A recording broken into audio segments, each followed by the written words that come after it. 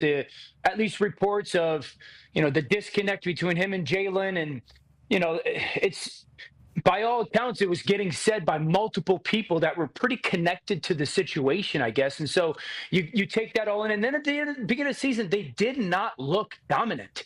Everyone knew this roster was one of the, if not the best in football. But then you go to, the Saints game when they kind of sneak by a little bit on a late play. I think you go to the Jacksonville game when there was some question marks at that, the Cleveland game. And so you're watching a team that you knew was super talented, not control games the way that they have on really the back half of the season, not dominate the way that they have at the back half of the season. And so that, probably made an overreaction, certainly from my end in regards to it. I've said probably one of the misses I've had this year was not valuing how important A.J. Brown was to them, because A.J. was missing in some of those games and the offense didn't look good. And you're like, why don't you guys look and play better? And you're squeaking by. And so I think that is a little bit of part of it. It was like they had such high expectations because they were so talented and it wasn't happening the way that at least I wanted it to look early in the year, but he's absolutely galvanized it for sure. Got it, utilized it, bunker mentality, and it's the NFL. It's hard to win games. The other team's on scholarship too. That's the way it goes. Let's talk about a team that didn't look great all year. Chiefs. They didn't look great all year. They didn't have, the most dominating victories. They still had the best record in football, home field advantage through the AFC. Now they're back to a Super Bowl. Everything they said they were going to do, they have done, but they haven't looked the part all year, even though they were getting dubs. Didn't hear you burying them, but they've won back-to-back Super Bowls, so obviously their resume is a little bit different than what the Philadelphia Eagles is. How do you feel about this particular Chiefs team who are coming off their best offensive performance by far in the AFC Championship against the Buffalo Bills? Yeah, I mean, they're as good of big situation football team that I think we've had since the Patriots. And when the philosophy, or at least like the culture of their football teams, seems to be every play is a championship play. And everybody knows that when their role is called upon, you have to treat it like it's a championship role. Juju Smith-Schuster comes out and has a couple of big plays, and you're like, wait, Juju's balling? And then Xavier Worthy, like if you watch the start of the game, well, one of the things that stood out was how many RPOs they ran on offense. And for me, that told me they very clearly want to get off to a not bad start, just a clean start. They don't need to go take the lead 14. They just want to play clean, get the game to the fourth quarter. Because when you're calling RPOs as an offense versus a zone-centric defense, we're just trying to get 3 or 4 yards, make sure we're getting a 3rd and 2, 3rd and 3 at worst. And so it was a clarity of, as long as we start clean in this game, because that's not what they did up in Buffalo. As long as they start clean, they believed that the game would be a late fourth quarter game, and they did that. Well, that's kind of what the Bills-Chiefs has been. Mm-hmm. Yeah. Josh Allen, I'm bummed out. I'm bummed out for that guy. He's got great hair right now, too. But all these stats are coming out. He plays great. It's insane. 9 touchdowns, no turnovers, 4 sacks against, Kansas City Chiefs. He somehow finds Dalton Kincaid whenever they bring a corner blitz. He has to scramble. Hail Mary, you think, not being able to get over the Chiefs hump, when not a lot of people have been able to get over the Chiefs hump, is certainly going to be the thing that's going to, just kind of weigh and sit over him for his entire career? Can I touch on that 4th and 5 a little bit real quickly? Because I have obviously seen a lot of people make conversations and comments about it. I'm so tired. Guys on the road before the ball is going to get snapped. Being at home, it's a different conversation. You can dummy cadence 4 or 5 different times, and then there could be a trigger word that notifies everybody we're live here.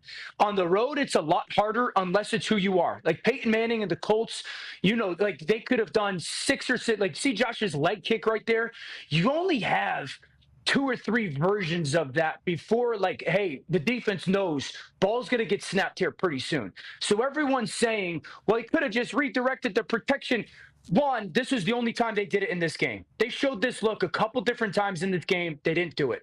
I understand it's who Spags is, but I think is absolutely disingenuous to how hard it is to play that position. Okay? At some point, the defense eats 2, and you tip your hat to the defense. Do I wish that they would have talked about it more on the sideline for sure, okay? But to sit here and say, Well, he could have just redirected the protection and sent everybody and red hot off the defensive end on 4th and 5 with the season on line. New York. Bad from the beginning. I wanted to kind of get that off my chest. Yeah, I don't know what the way to get past them is. You know, like you got to play perfect. You got to try to get them to Buffalo and play perfect. I heard some Bills fans say, "Get McDermott the hell out of here." Oh yeah, Oh, a lot of that. A lot of that. Yeah, send him back. A lot of that. Grass isn't always That's green. outrageous. Hey, what county is Jacksonville? Could you imagine getting rid of Sean McDermott and then all of a sudden you hire the new guy and he comes in here and he does this? Duval. Yeah, okay. The grass isn't always greener, you know, and you need to talk to Liam about that situation. Very white. Very white. I would say the whitest. Yep. I would say that is the whitest. But, hey, he's got a great history of calling plays well. That's right. So can't judge him off of that. But Bills fans, I understand your struggles. I understand why you're mad. We've had a GM for 8 years, 9 years here in Indianapolis. We haven't won, and we still got him. And everybody's like, what are we doing? And with Josh Allen, we should be winning and winning and winning. The choices aren't always what you think it is. Now, granted, is an offensive-minded coach with Josh Allen something that would make you happier potentially? But Sean McDermott, they win up there. This is like the third iteration of that roster, and they're winning, and they're winning, and they're winning. It's just Patrick Mahomes and Chiefs Dude, I would really tell good. you this, like, Really I would good. tell you, changing the head coach is, I think, preposterous. And this is a defense that, and they know this, they got to add a difference maker or two on their back end, their back seven. They, outside of Taryn's really good. They're nickel. Rasul Douglas, pretty darn good player. But they don't have a difference maker in the back end. Like Kansas City's got two of them, Justin Reed and Trent McDuffie, outside of, two or three other really good players. Obviously, Marlon Humphrey and Kyle Hamilton, Wiggins looks good. Like, I think Buffalo, if you're going to ask how they figure it out, they got to get a difference maker or two on their back end that's really going to help them. I think they need to add a perimeter piece. That's a game changer. I'm not saying Buffalo's got to go get T. Higgins as like the number one wide receiver, but I do think adding a dynamic perimeter player enhances their offense even more. And I think that they got to try to make Kansas City go there and then play their best game of the season. Well, that's Kansas the City did that last year, and that's what the Bills fans say. We had them at home, we have them on the road, we have them every time, we don't beat them. We beat them when it doesn't matter, and then when it does matter, we can't beat them. It's like, that might just be the story. And remember, that doesn't mean it's over. Josh Allen's still young. There's going to come a time, we assume, that Josh Allen and these Bills break through. Oh, yeah. But Patrick Mahomes is going to delay that as long as possible. Let's get away from the Super Bowl. Let's talk about some of these hirings. Let's go to the Detroit team that underwhelmed their fans this year for the first time ever. Go ahead, man. Yeah, Dan, I wouldn't be Goober Tuesday without talking to you, but John Morton going to Detroit to be the OCs coming from Denver. How do you feel about this hire, and is this something that's going to be able to continue for Detroit with this hiring for their offense to remain explosive? Yeah, I don't know a ton about John Morton. I trust Dan Campbell. I don't know I think he's been a part of Detroit